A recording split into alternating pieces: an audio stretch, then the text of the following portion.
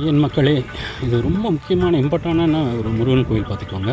அது அட்ரஸ் கூட இதில் தான் எழுதி போட்டிருக்காங்க, திருக்குறங்குடியில். கவர்மெண்ட் ஆத்தரைசேஷனோட தான் வாங்கியிருக்கு. தமிழ்நாடு அரசு துறை இந்து நிலைய சமயத்துறைக்கு பாத்தியப்பட்டதுன்னு தான் போட்டிருக்கு. அருள்மிகு சுப்பிரமணிய சுவாமி கோயில் வள்ளியூர். ரொம்ப ரம்மியமாக இருக்குது, அமைதியாக காம்பேக்டாக இருக்குது. பக்கத்தில் சஷ்டி விநாயகர் இருக்கிறார்.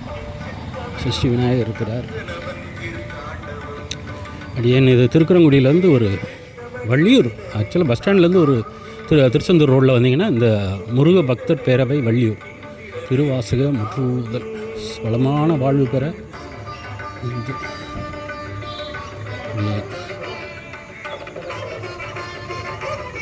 செல்வம் பெருகுதல் மன அமைதி.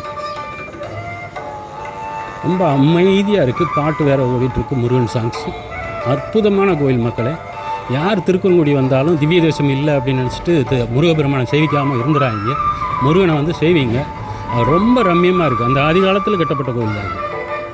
உள்ளே எடுக்க விடுவாங்களா என்னன்னு தெரியல, பார்க்குறேன். அழகான மலை மேலே ஒரு விக்கிரகம் இருக்குது. மலை மேலே கோபுரம். சுப்பிரமணிய சுவாமி திருக்கோயில்.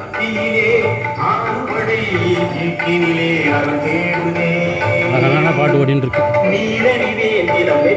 பெருமாளே முருகா, அப்பனே முருகா, காப்பாற்று, பிள்ளைகிட்ட இருந்து என்ன காப்பாற்று, செதைச்சி விட்டாங்க நீ.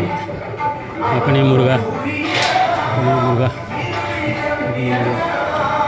இதோடு நிப்பாட்டிக்கிறேன். இதுக்கு மேலே எடுக்க வேண்டாம்னு நினைக்கிறேன்.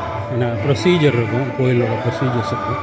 எடுக்கக்கூடாதுங்கிற ப்ரொசீஜர் இருக்கும். நான் பயந்து எடுக்க விரும்பலை. அப்படியே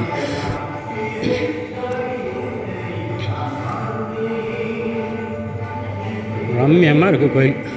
பா, சூப்பராக இருக்குது. பெருமான் முருகன் இன்னைக்கு நம்மளை செவிக்க வச்சுட்டாரே.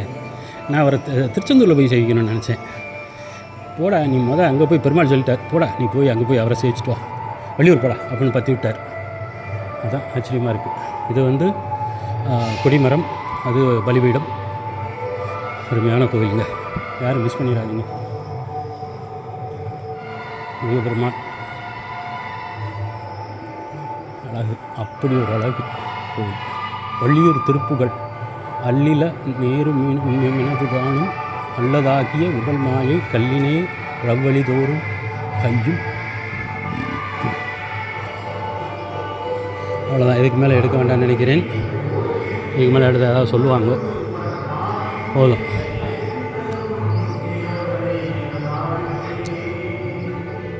பிரமாதமாக இருக்குது கோயில்.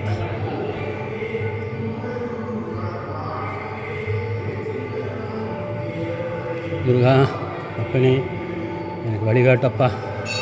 என்னை நம்பியா ஆச்சுன்னா கைவிட மாட்டாங்கன்னு சொல்கிறாங்க. நீ என்னையை மட்டும் ஏன் எப்போ பார்த்தாலும் கைவிட்டுட்டே இருக்கு.